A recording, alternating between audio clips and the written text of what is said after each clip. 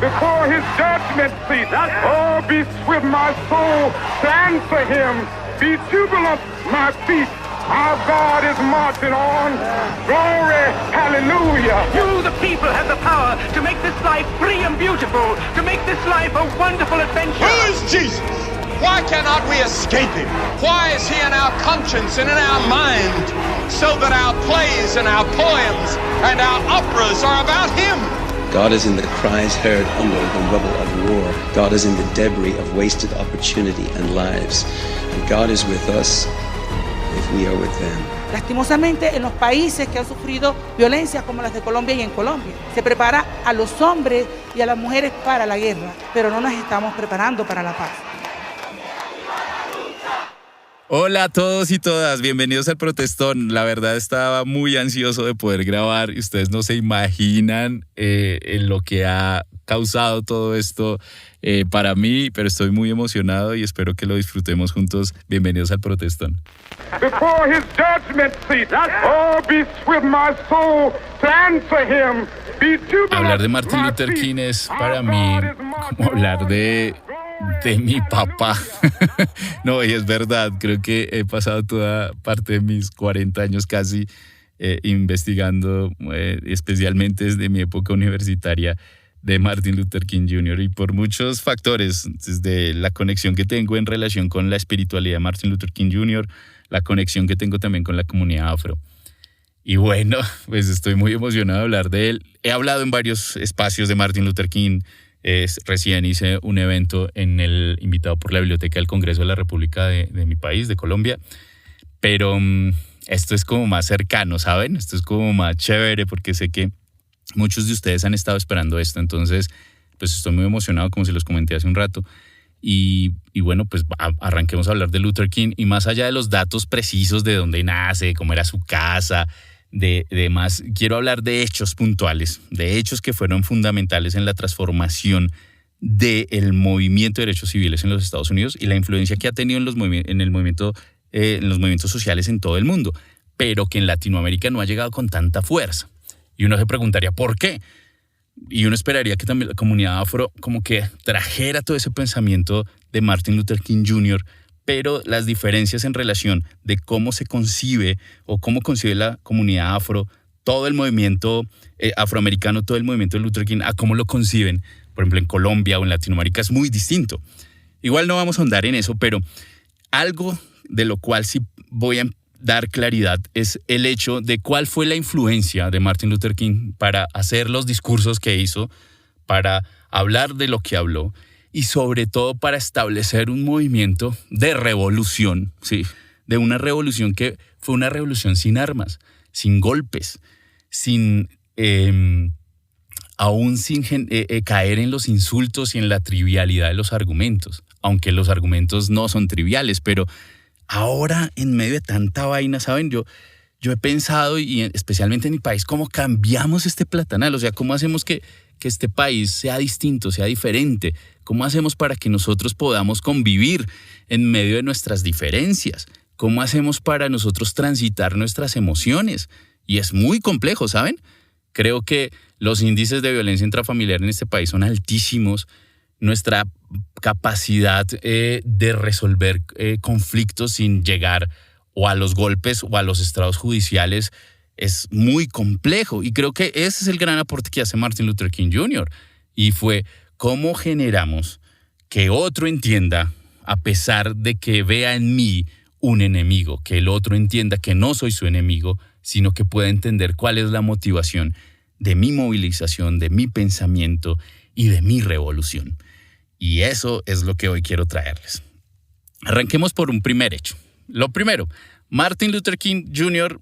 Fue formado como un pastor, la teología fue fundamental, pero la filosofía jugó un papel muy importante en el pensamiento de Luther King.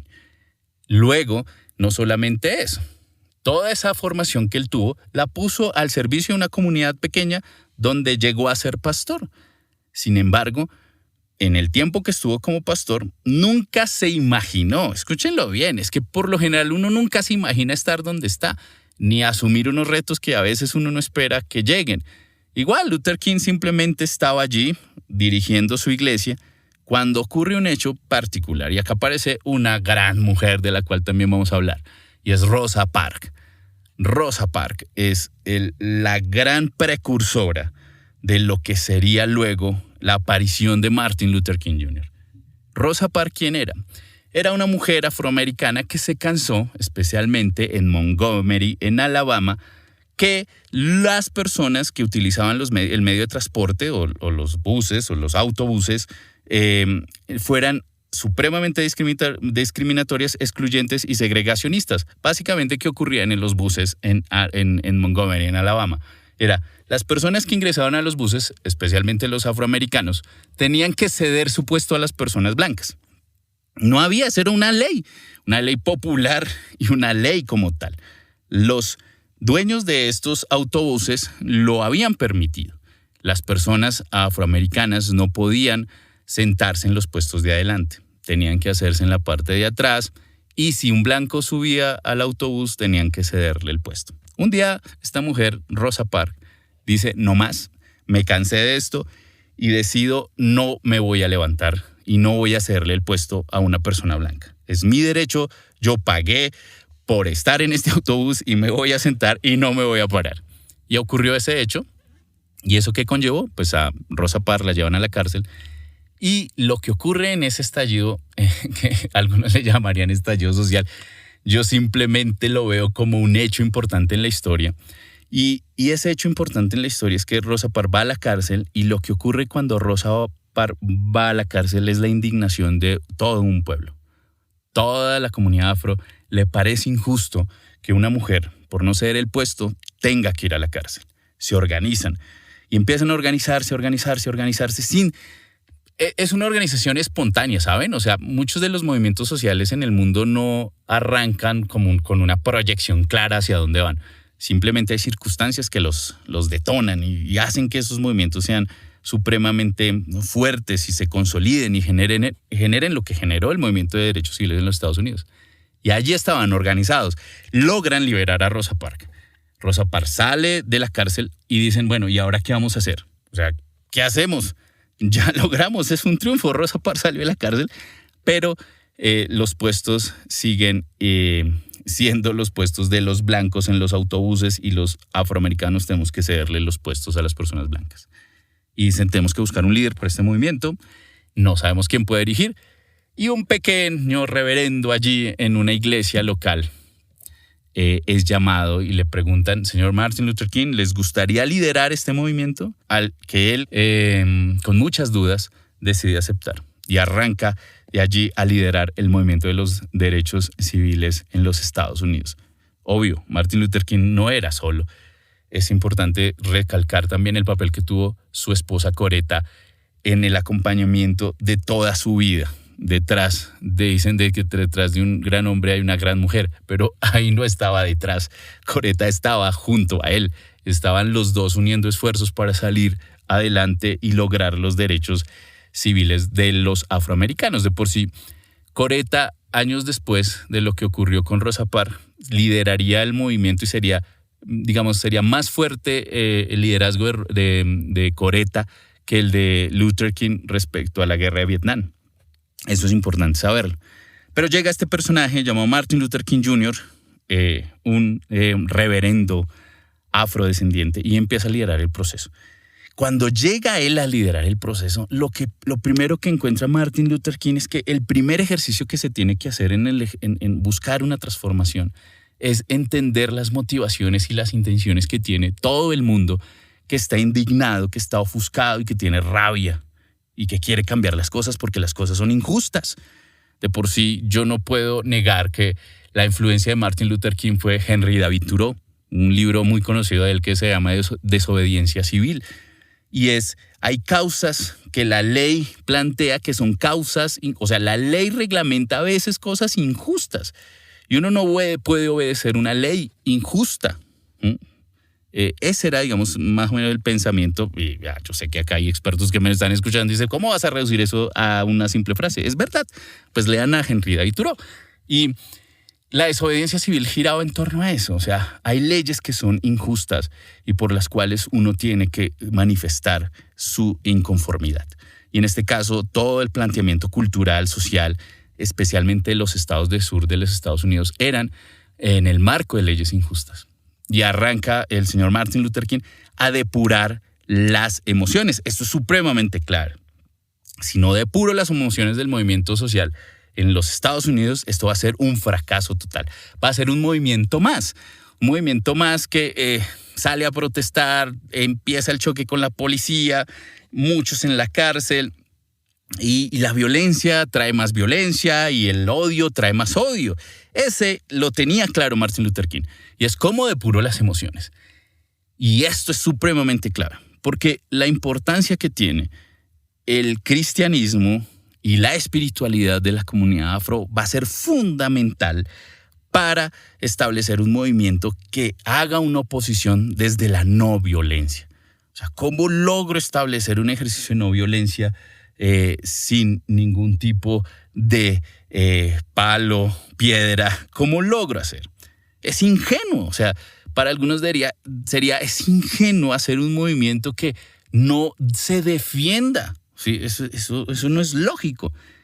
Pero para Martin Luther King, el movimiento de paz o el movimiento de derechos civiles afroamericanos, específicamente el movimiento pacifista de Martin Luther King, no era un movimiento pasivo, sino era un movimiento activo. O sea, la paz es un ejercicio activo, no es una cuestión pasiva. La no violencia no es algo pasivo, es algo activo, porque va al problema real. Y creo que los hechos que evidencian cómo realmente esto puede jugar un papel importante o cómo hacer real este discursito, que para algunos es un discursito, pero es tan profundo, de lograr generar, depurar las emociones, se vio justo después de el discurso famoso de I Have a Dream el 28 de agosto del 63 en el monumento a Lincoln. Ese discurso famoso que todos los hemos escuchado, de I Have a Dream, y creo que ha pasado como el discurso más importante, uno de los discursos más importantes en la historia de la humanidad. Posterior a eso ocurre un hecho impresionante. Y el hecho es que el 15 de septiembre de ese mismo año, una bomba estalló en una iglesia bautista. Y esa bomba mató 4 niñas. Y lo más coherente de todo el movimiento afroamericano en su momento era estallar. O sea, han matado 4 niñas afroamericanas. Y es injusto esto. Tenemos que reaccionar. Muchos líderes del movimiento afroamericano no estaban de acuerdo con Martin Luther King. Hay que hacer algo ya. O sea, basta de las movilizaciones pacíficas, basta de los plantones pacíficos, tenemos que generar cambios ya. Y es importante acá recordar, antes del discurso del 63 y posterior al discurso del 63, las movilizaciones de Martin Luther King generaban de alguna manera presiones políticas en los estados racistas. Pero los cambios de fondo solo se dieron posteriores a la firma del presidente Johnson, donde quitaba todas esas leyes que eran leyes segregacionistas en los Estados Unidos. Pero antes de ello, esas movilizaciones fueron importantes, generaban presiones sociales y se dieron a muchas cosas, como el boicot a los autobuses. Recuerden lo que yo les decía, Rosa Parks sale de la cárcel, llega Luther King, lidera el tema, y ahí hay un hecho importante, y es que logran hacer un boicot a los autobuses de Montgomery y logran que esos autobuses les den a ellos los derechos para sentarse en donde quieran. Pero volviendo al hecho puntual del 63, el 15 de septiembre de 1963, el hecho de la muerte de estas 4 niñas, entrevistan a Martin Luther King y dicen, ¿qué tienen que hacer? ¿Sí? O sea, ¿por qué no salen y ya acaban con esto? ¿Por qué no buscan a los culpables? ¿Por qué no generan un hecho de acción violenta y terminan con esto? Y dice que el fondo del movimiento de derechos civiles es más profundo que simplemente lograr capturar o asesinar, sí, como algunos pedían, a los perpetuadores de este hecho. Es atacar lo que generó el hecho. O sea, no es solamente quién, sino qué lo generó.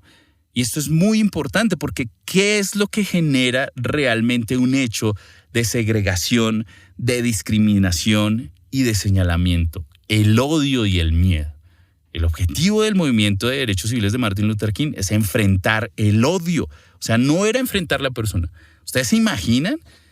Esto es una locura. O sea, lograr intervenir el odio, o sea, lograr generar que la gente pueda entender que sus emociones lo que están haciendo es generarle un daño a miles de personas.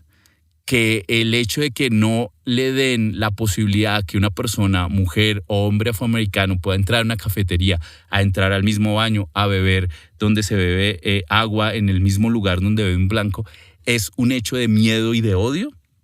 Es una locura completa. Y aquí vale aclarar también y recordar que esto no se logra, y es que uno no puede hablar de Martin Luther King si uno no habla de Dios, no habla del cristianismo, no habla de la esencia de lo que emana de Martin Luther King. Efectivamente, la influencia de Luther King fue Gandhi, y yo no puedo negar eso. Y Gandhi habla también en muchos textos que el cristianismo tuvo muchos aportes al movimiento también de pacifistas. Sin embargo, Gandhi no tenía problema con Cristo, tenía problema con los cristianos. Pero Luther King trae esto acá, y toda la base, o sea, todo el pensamiento cristiano del Sermón del Monte de Mateo 5 lo pone en la realidad. O sea, bendecid a los que os maldicen, haced bien a los que os aborrecen, orad por los que ultrajan y os persiguen. O sea, era una cuestión real. O sea, si uno puede hablar de quién logra que el cristianismo fuera algo real en el siglo XX, es Martin Luther King. O sea, para aquellos que critican, oiga, el cristianismo es una locura, es una utopía, ¿sí? Es una fábula, es una fantasía. Siempre la evidencia es Luther King. O sea, es posible, es real. Y la influencia generó que años después apareciera un presidente llamado Barack Obama, que nunca dejó de negar que él está allí por lo que hizo Martin Luther King Jr.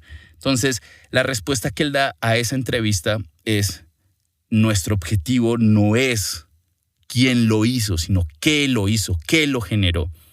Las movilizaciones tenían varias motivaciones y el ejercicio era previo a las movilizaciones para lograr enfrentar el qué, no quién. Y uno de los primeros ejercicios es ver al otro no como un enemigo, sino como un hermano. Un hermano cegado por el odio, por el temor, que necesita encontrar algo que lo lleve a despertar y a entender que eso que está generando no es resultado de lo que Dios quiere para su vida ni para la del otro. Y es que aquí es importante, muchos pastores de la época se opusieron a Martin Luther King. De por sí le envían una carta a Martin Luther King, que es la carta que escribe desde la cárcel en Birmingham, que tienen que leerla, donde lo critican y lo señalan de comunista por lo que está haciendo. Y él claramente lo explica con un montón de versos bíblicos, que su ejercicio es un ejercicio bíblico y no es un ejercicio ni comunista ni socialista. Simplemente es un ejercicio de buscar justicia. Bienaventurados los que tienen hambre y sed de justicia, porque serán saciados. Pero también bienaventurados los pacificadores, porque serán llamados hijos de Dios. Eso dice Mateo 5. Y eso es lo que planteaba Martin Luther King en todas sus movilizaciones. La preparación de las movilizaciones era supremamente interesante. Se reunían los liderazgos antes, se preparaba la gente con lo que se podría encontrar. Y hay un hecho que es, aparte del asesinato de estas 4 niñas en esta iglesia bautista, hay otro hecho que se convirtió en una película que se llama Selma, que tienen que verla. Y es el cruce de ese puente en Selma, donde gran parte de los medios, no solamente nacionales, sino aún medios internacionales, están allí en esa movilización, donde ellos pacíficamente salen a marchar y la policía los recibe con unos palos envueltos de alambre de púas, con perros, y ven cómo le pegan a los manifestantes sin ellos generar ningún tipo de reacción. Eso generó tanta indignación que unió a casi un país completo a entender que algo tenía que hacer. Entonces el presidente de la época no solo vio la presión de la comunidad afro, sino aún después de este hecho en Selma, se evidenció también la presión de una nación completa. Y acá hay un mensaje importante ya para finalizar, y es aquellos que quieren llevar a la sociedad completa a entender que algo hay que cambiar. No se hace a través de un grito ni tratando al otro de torpe o de tonto o de ingenuo, sino si realmente se quiere un cambio, una transformación, el objetivo es evidenciar que hay algo que nos une más grande que nuestras diferencias. Y eso necesita este país. Yo no dudo de eso, ¿saben? Y creo que siempre me pregunto, y lo que quiero en estos podcasts es que más allá de hablar de macrohistorias o de historias grandes, es qué yo puedo hacer, o sea, qué puedo hacer desde donde estoy. ¿Qué debo hacer? O sea, ¿de qué me sirve saber de Martin Luther King Jr., Freddy? Y lo que has contado, eso a mí, ¿de qué me sirve? Bueno, al que es cristiano y me está escuchando, pues lo primero, sepa en qué cree. Creo que hay un porcentaje muy alto de creyentes o que se asumen como cristianos, no tienen ni idea en qué creen, ¿sí? Y como pasó en los Estados Unidos, en el sur de los Estados Unidos, cristianos vinculados al Ku Klux Klan, cristianos también vinculados y en contra de Martin Luther King. Por eso digo, lo primero que tenemos que hacer es saber en qué creemos, ¿sí? Y por qué creemos. Y para el que no es creyente y también me escucha, el que es ateo, agnóstico o que profesa cualquier otra religión, cambiemos la mirada y la visión del cristianismo, ¿sabe? O sea, quitemos el ismo, ¿no? Y busquemos más a Cristo. Cristo nunca pensó en el ismo, ¿saben? Cristo no era cristiano. O sea, esto parece ilógico, pero Cristo era Cristo, ¿sí? Y el cristianismo, si bien ha hecho muchos aportes importantes, yo no puedo negar que la misma palabra es tan compleja, porque tener yo que explicarles a ustedes qué es cristianismo, se me irían muchos podcasts, pero les recomiendo un libro que se llama Mero Cristianismo, o simplemente Cristiandad, de C.S. Lewis, creador de las Crónicas de Narnia, del cual también hablaremos acá. Que él dice eso, es complejo hablar de tener que definir una palabra que en el siglo I y en el siglo II era claro. Cuando se habla de cristiano, se habla de aquel que apoyaba a los más necesitados, que estaba con la viuda, que estaba con los niños abandonados, que era una comunidad que se apoyaba entre ellos, al punto que esta comunidad buscaba que nadie pasara hambre. En Hechos se nos habla, en un libro de la Biblia que se llama Hechos de los Apóstoles, se habla que vendían las pertenencias de ellos para lograr que la comunidad se estabilizara, o sea, que nadie pasara hambre. Y eso los hizo tener una gran influencia en su sociedad, especialmente en el Imperio Romano. Y la gente, cuando se le hablaba de los cristianos, o se les llamaban los del camino, porque se la pasaban caminando de un lugar a otro y hablando de el Salvador, de Jesús, y se le reconocía por lo que hacían, por su trabajo aún con los rechazados, con los señalados y con los discriminados. Entonces era claro cuando alguien decía, ellos son cristianos. O sea, era evidente, la palabra cristiano no tenía que explicarse. Ahora, siglos después, yo estoy en una situación compleja y es decirle qué es y qué no es cristiano. Yo creo que la gran tarea que nos deja Martin Luther King es saber qué es y quién es en el que hemos creído y cómo hacemos eso práctico a nuestra vida. Lo primero es depuremos nuestras emociones, transitemos nuestras emociones. Y lo segundo es, si queremos transformar en este país, lo necesitamos transformar entre todos, a pesar de nuestras diferencias. Y esto quizás suene controversial, y espero que en los próximos podcasts tener aquí muchos invitados, que para ustedes va a ser muy controversial para algunos. Pero tenemos que generar espacios de diálogo con muchas personas, feministas, personas de la comunidad LGBTIQ+. Para construir este país necesitamos también escucharnos y escuchar nuestras diferencias. Y les dejo ahí una pildorita chiquita del movimiento de Martin Luther King. Parte del movimiento de Viajeros de la Libertad, que era un movimiento de estudiantes, estaba conformado su liderazgo por varios miembros de la comunidad gay en los Estados Unidos. A todos muchísimas gracias. Espero que hayan disfrutado este podcast y la idea, como les digo, este es el comienzo de muchos más. Bienvenidos al Protestón.